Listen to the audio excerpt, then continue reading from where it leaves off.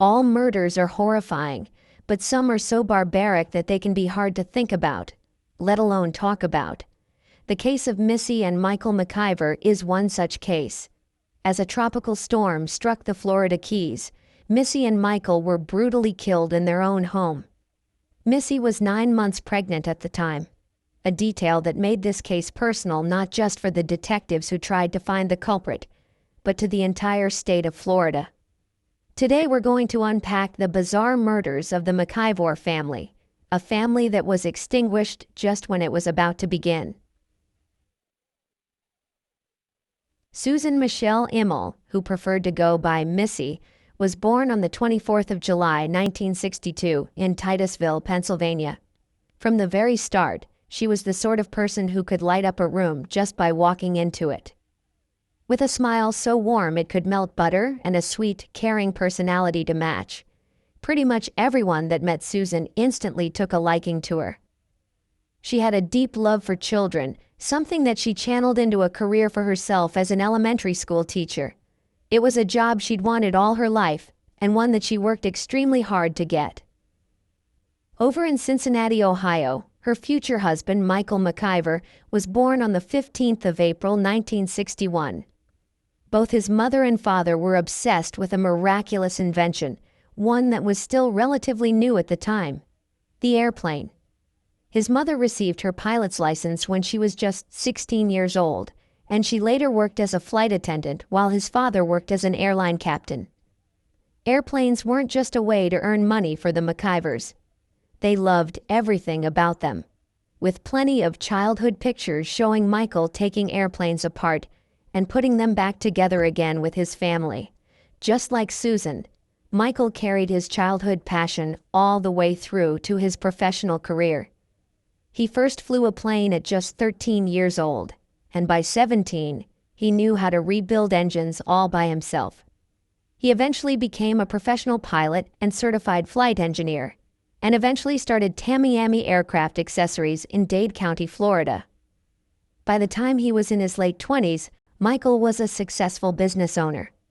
All that was left now was to find someone to settle down with, and in 1987 he ran into a girl called Missy that he fell head over heels for practically the moment he saw her. They first locked eyes at a nightclub in 1987 and apparently couldn't stop talking all night. They felt like soulmates from the moment they met, so going steady seemed like the obvious choice to make. 2 years into their relationship, Michael and Missy moved into a private airport community called Tavern Arrow in Key Largo, buying a beautiful house with more than enough space for the 5 children they planned to have. In May of 1990, they got married in their own backyard in a small ceremony full of love. Everyone that saw them had to admit that they were the perfect couple. Michael was tall, strong, and successful, and Missy was beautiful, nurturing, and kind. They were both good people who likely would have been excellent parents. In January of 1991, Michael and Missy took their first step towards parenthood when Missy found out she was pregnant. The next 9 months were probably challenging, but immensely rewarding at the same time. They started to cover the guest room into a nursery and took joy in planning out every little thing for the first new addition to their family. The tragic thing is, they'd never get to use that nursery. In fact, they'd never even get to see the baby boy that was growing in Missy's womb. There was a monster loose in Florida, a monster that would extinguish the MacIvors in a manner so cruel and so inhuman that it's unthinkable. And as it so happens, this monster waited until a literal storm crashed into the Florida Keys before making his move. It was a dark and stormy night. So many stories begin with this term, so much so that it's become a tongue-in-cheek parody of itself. In the case of the MacIvorsons, it spelled the final chapter of their story rather than the first. The tropical storm hit the area in late August, bringing lashing rains and gale-force winds that brought the entire community to a standstill. Michael and Missy had spent the day excitedly preparing for parenthood by attending a Lamaze class together. Michael and Missy were the sort of people that wanted to do things right and work hard to make that happen. They'd already decided to name their child Kyle Patrick MacIvor, and they wanted to make sure that Missy could deliver him naturally. Shortly after the class finished, the sky turned gray with storm clouds. Lightning flashed in the distance. Just like other residents of the area, Michael and Missy hunkered down and waited for the storm to pass. It wasn't a hurricane, but it was close enough to it that going outside was far too risky. And yet, a demon of sorts managed to weather the high-speed winds, fueled by bloodlust and rage, making its way towards the MacIvor home. That LeMay's class would be the last time anyone saw Missy and Michael alive. The storm arrived on the night of August the 21st, and left a warm, muggy morning in its wake. The previous night had been rough, but life could now resume as normal. Children started walking into classrooms at Key Largo Elementary, and the teachers likely talked about the insane storm that had just passed. However, one face was curiously absent. Missy, possibly the most dedicated teacher at the school, someone who only took sick days when she absolutely had to, hadn't shown up for work that day. This was highly unusual. On the rare occasion that she took a day off, she'd always phone in beforehand because she took her job seriously and wanted to make sure that her students didn't worry. Missy's absence wasn't just curious, it was straight up alarming. So much so that her colleagues got in touch with Michael's sister Sharon to ask about her. Sharon called the MacIvor house once. No response. She called again. They never picked up. The strange thing was, even their answering machine didn't seem to be working. Sharon told Missy's colleagues that she hadn't been able to get in touch with her, prompting two of them to give the MacIvor residents a visit. The doors were locked, and the curtains were all drawn. All except for one, that is. This curtain was only partly drawn, providing the colleagues with a slim view of the living room. When they peered through, the last thing they expected was to see a person lying deathly still on the floor. Or rather, only the person's feet were visible, and they were possibly at an awkward angle that clearly indicated that they weren't conscious. The MacIvors were beloved in their community, so when their neighbor Bill saw that something seemed to be happening at their house, he came over.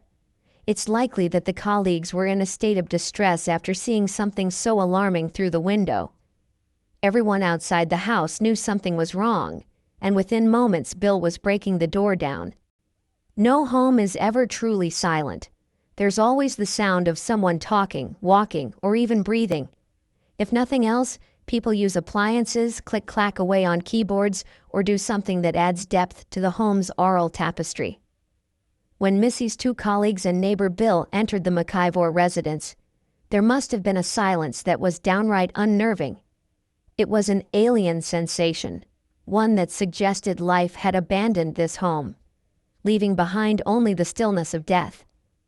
That's when they saw Michael sprawled on his back on the floor, arms and legs extended, with masking tape wrapped around his head and covering his mouth. The macabre sight also had the bizarre addition of a white sock secured in front of each of Michael's eyes. The police were immediately called, and Detective Jerry Powell soon arrived on the scene to conduct an initial walkthrough. As he searched through the home, he noticed a shoe print on Michael's throat and a metal bar wrapped in a towel in the kitchen. He surmised that the bar was the murder weapon, and that the killer likely stomped on Michael's throat before ending his life. Detective Powell headed to the master bedroom, and this is where the story gets truly disturbing, so we need to provide a trigger warning for what comes next. In the master bedroom lay Missy's naked corpse. Her wrists had been tied to her ankles with what seemed like a clothesline, and a necktie had been wrapped tightly around her neck. 2 pieces of tape covered her eyes, while her nightshirt had been violently torn off of her, and her panties had been snipped off by a sharp instrument of some sort. Missy had been sexually assaulted by the perpetrator while pregnant, after which she'd been strangled to death. Detective Powell may have looked at this horrific scene and wondered what kind of evil creature could do such a thing. It would take him years to find the answer to that question. By the way, I post true crime and new cases here every day, so if that sounds like your kind of thing, please consider subscribing, it helps a lot. On October 6, 1996, Overton was caught committing a burglary while armed. Overton was in prison, but he still hadn't been tied to the MacIvor murders. He ended up being the cause of his own downfall on that one. After injuring himself during prison transport in a failed attempt to escape, Overton required gauze from paramedics.